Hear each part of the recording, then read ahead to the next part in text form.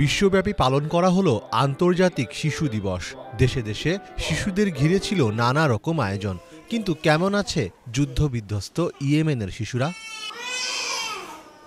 চলতি বছরের মে মাসে জাতিসংঘের প্রকাশিত একটি প্রতিবেদন অনুসারে ইয়েমেনে বর্তমানে ৬ লাখ শিশু গুরুতর অপুষ্টিতে ভুগছে।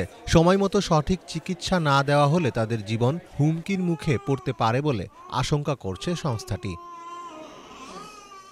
ইয়েমেনের কর্মকর্তারা বলেছেন, ইয়েমেনি শিশুরা খাদ্যের অভাব, সীমিত স্বাস্থ্যসেবা, টিকার স্বল্পতা, বিশুদ্ধ পানি এবং শিক্ষার অভাবের কারণে বেঁচে থাকার জন্য লড়াই করছে। পাশাপাশি ঘন ঘন বিদ্যুৎ বিভ্রাট পরিস্থিতিকে আরও বাড়িয়ে তুলেছে।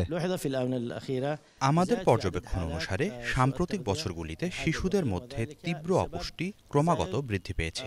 এটি গত দশকে যুদ্ধ এবং অবরোধের কারণে ক্রমবর্ধমান দারিদ্র্যের হারের সাথে ঘনিষ্ঠভাবে সম্পর্কিত।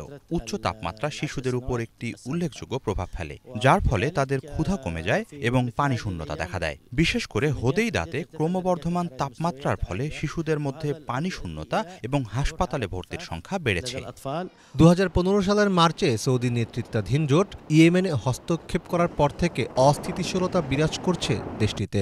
জাতিসংঘ ইয়েমেনকে বিশ্বের সবচেয়ে গুরুতর মানবিক সংকটে পড়া দেশ হিসাবে বর্ণনা করেছে। দেশটির ৮০% মানুষ ত্রাণের উপর নির্ভর করে বেঁচে আছে। দক্ষিণ ইয়েমেনে ৫ বছরের নিচে প্রায় ১৪ লাখ শিশু বাস করে। এই অঞ্চলটি আন্তর্জাতিকভাবে স্বীকৃত ইয়েমেন সরকারের অধীনে আছে। ইউনিসেফের একটি সূত্র বলছে, দক্ষিণ ইয়েমেনের ৫ বছরের কম বয়সী শিশুদের ৪৮% স্টান্ট, অর্থাৎ তারা শারীরিক বিকাশজনিত বিভিন্ন সমস্যায় ভুগছে। ফলে খর্বকায় হওয়ার শঙ্কা নিয়ে বেড়ে উঠছে ইয়েমেনের পুরো একটি প্রজন্ম।